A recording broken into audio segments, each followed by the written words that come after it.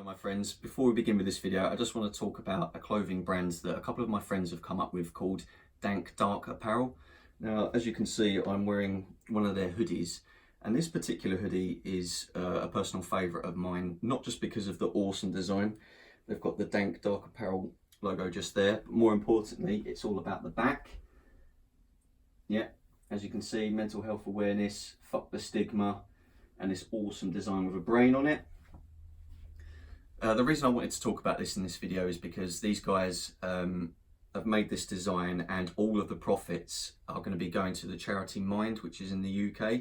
So guys, if you really like the look of this hoodie and want to take a look at some of their other products, I'll put a link in the description below to their Etsy store and their Instagram page as well. Currently they only ship to the UK, however I have spoken to them and they said that if you direct message them on their Instagram page, they can arrange some sort of international shipping rates with you guys. So yeah, that's it basically. Anyway, let's get on with the video.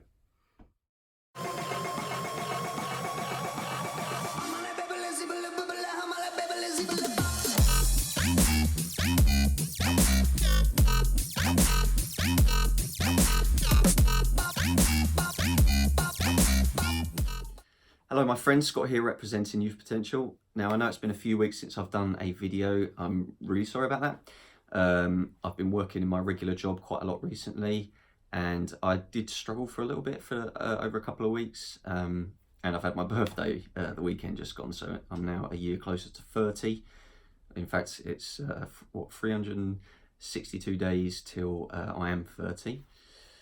But anyway, more importantly, this video. So this video is about just some tips that I have for sort of engaging in conversation with people, just helping you come out that comfort zone a little bit, just helping you out with some social anxiety, just general communication and interaction with people. I've basically got 10 sort of tips to share that involves conversation with one-to-ones, and these can also work in a group situation as well. Now I know social anxiety can be quite difficult because obviously as people we need to interact with all sorts of people in our daily lives. We can't get through life without communicating with others. So it's really important that we are good at it, basically, for all sorts of reasons. You know, being a good, effective communicator enables you to clearly get your message across, whether you have you need to tell someone something, whether you need to ask questions to find something out, you know, you need help with something, or you're trying to build up a rapport with someone, and you want people to know you, you know, especially in like the working environment. Yeah, and obviously we want to be liked to a certain extent, and we need to be able to communicate with people in order to be liked, because let's face it, no one likes someone that doesn't talk and someone who's overly quiet. So I know what it's like to suffer with anxiety. I have anxiety myself, but when it comes to social situations, I've spent years practicing, thanks to my job working in hospitality for 13 years.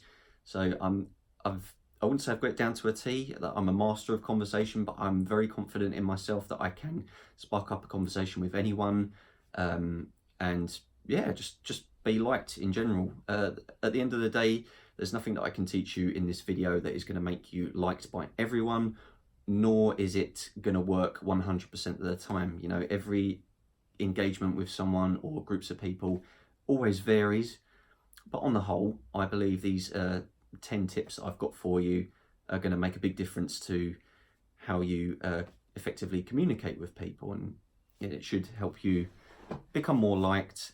People will be more receptive to you, and you'll just understand, you know, the kind of science behind conversation and just generally be better at it. Okay, so just before I go on, I just want to tell you about a book. It's called How to Win Friends and Influence People. It's a really old book published in 1935. I want to say it's 35 or 45. It's a really good book. I've read it and it really does help with all forms of communication, whether you're delivering speeches, writing letters, talking to people one-to-one or groups. Yeah, How to Win Friends and Influence People. It's a really powerful book. People are still reading it today to learn how to become better conversationalists, conversationalists. So I definitely recommend you read it. If you really struggle with conversations with people, whether you've got anxiety or not, it's a fantastic tool. Okay, really easy read as well, very, very straightforward. So let's get on with the video, shall we? So the first thing that I want you to remember before engaging in conversation with people is to have an open body language, kind of relaxed posture, and smile. Now, before you get into a conversation with someone, this could be in a number of situations. You could see someone approaching you that you know is going to speak to you, or you're going into an interview, for example, or someone just starts talking, or it could be at any time where someone's going to talk to you. I think the idea of the open body language is that it makes you more receptive. It makes other people more receptive to you. They see that language and you just look like an easier person to talk to. And obviously the smile makes you very much more alluring as well. If you're kind of stood or sat like this with your arms crossed and you've got a face like thunder, or you look miserable, it's really hard for people who want to come and talk to you. It just kind of gives off signals that you're either not interesting, that you're uptight, and people don't want to talk to you. And it's really hard to start a conversation yourself with someone if you are kind of like this. It's like, right, yeah, you're right. People don't like that. People find it awkward. People find it hard to talk to you. You'll probably get a hello out of them, and that is all. Okay, it doesn't work. Remember, relaxed body language. Whether you're sitting, have your arms at the table, or underneath, just don't have your arms crossed. And if you stood up, arms by your sides, nice, relaxed, with a smile on your face as much as you can. Okay. Number 2, when you do meet someone for the first time and you're about to engage in that conversation, start with a nice to meet you, or how do you do? Get in there with the handshake, ask those questions simultaneously. Nice to meet you, how are you doing? Give them a good firm handshake. It's really important. There's something about that kind of physical touch that people really respond to really well. If I'm meeting a man, I generally give them a good firm handshake. And if I'm meeting a lady for the first time, it will generally be a kiss on the cheek. That's just the way I was brought up. I'm quite old school like that. Don't really do that in the workplace though. It'll be more of a handshake for the first time. But as soon as I get to know someone, I find it that I do kiss the ladies on the cheek, and the men, I give them a good firm handshake. And eventually when I get to know them really well, and someone that I work with or a friend, I will always give them a hug. I think the hug is one of the best ways to start off that engagement, that interaction with someone. But definitely in the workplace, if you've never met them before, I think the handshake is the most solid way. Or if it's in a social gathering, a handshake, definitely. There's just that physical interaction, it just eases the atmosphere a little bit. It lets that other person know that you are ready to communicate in a friendly and confident way, even if you're not. That's the kind of message that it gives off. So handshake, nice to meet you, or how do you do? Okay. And obviously when you say nice to meet you, and then give them your name, and then they should respond with their name as well. And if they don't, just ask them, oh, sorry, what's your name? Good.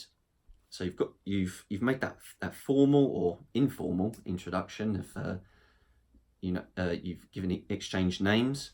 Obviously, if it's someone that you don't need to do that. You can just give them a hug. Just ask them, hey, how you doing, pal? Or hey, doing, darling? Or whatever you feel most confident with. Okay, but I definitely think that physical interaction and ask them how they are, at least, is vital, and definitely find out their name and introduce your name if you don't already know it. Names are very, very important, especially people really appreciate it when you remember their name. So I when I meet people for the first time, I try and make a mental note. I keep repeating their name over and over and over again in my head.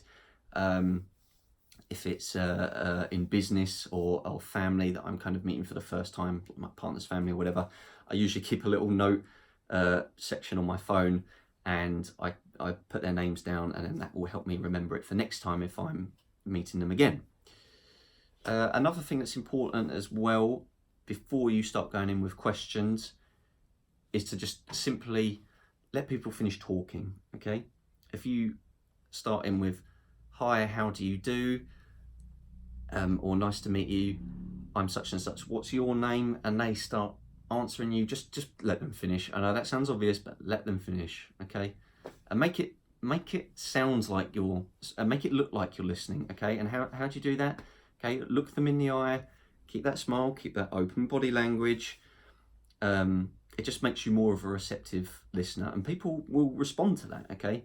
If you're kind of like staring at the ground or looking off behind them, you know, your eyes are wandering, or you're standing kind of like this, you don't look like you're interested in what they have to say. And if they're introducing themselves to you, that's a really bad start, okay?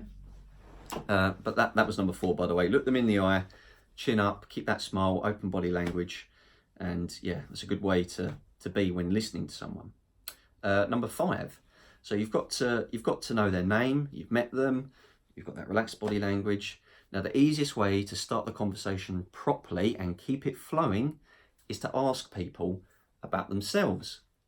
So, tell me about yourself. What are you studying? Are you working? What do you do for work? What's your favourite film? Or what did you get up to over the weekend? What kind of music do you like? Do you have any hobbies? What do you do in your spare time? What kind of music do you listen to?